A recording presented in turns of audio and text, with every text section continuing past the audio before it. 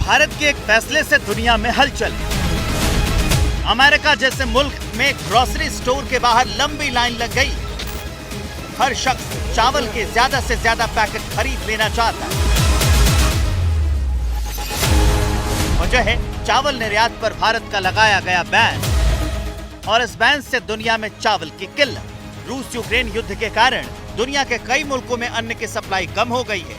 अब भारत के चावल निर्यात पर बैन के फैसले के बाद IMF जैसी एजेंसियों को पूरी दुनिया में अनाज की किल्लत और महंगाई के आसमान पर पहुंचने का डर सताने लगा है। Environment, these types of restrictions are likely to exacerbate volatility on food prices in the rest of the world, and they can also lead to retaliatory measures. So they are certainly something that we would encourage the removal of these type of export restrictions, because they can be harmful globally.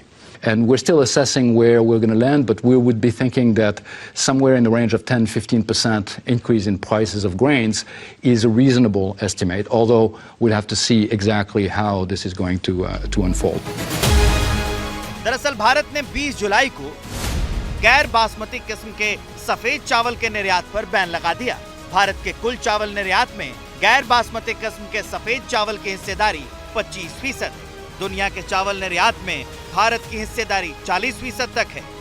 Bharat 140 से ज्यादा देशों में चावल का निर्यात करता है, इसलिए IMF को महंगाई की चिंता सता रही है। भारत सरकार का जो डिसीजन नॉन बासमती राइस के एक्सपोर्ट को बैन करने का है, मुझे लगता है कि थोड़ा सा ओवर रिएक्शन है, क्योंकि राइस का स्टॉक सिचुएशन अच्छी है और मानसून भी अच्छा है, तो प्रोडक्शन का जो प्रेडिक्शन है वो भी अच्छा है। एक्सपोर्ट बैन करने से इंपोर्टिंग कंट्रीज का कॉन्फिडेंस इंडिया से कम होगा, और लार्जेस्ट एक्सपोर्टर इंडिया होने की वजह से जो एक नंबर 1 पोजीशन का एडवांटेज वर्ल्ड वाइड मिल रहा था, मुझे लगता है वो कहीं ना कहीं इंपोर्टर्स का कॉन्फिडेंस शेकन होगा। दुनिया भारत के बैन वाले फैसले से परेशान है, लेकिन भारत की चिंता दूसरी है। दरअसल देश के घरेलू बाजार में एक साल में चावल के दाम करीब 12% तक बढ़े हुए हैं। वहीं पिछले एक महीने में चावल 3% तक महंगा हुआ है।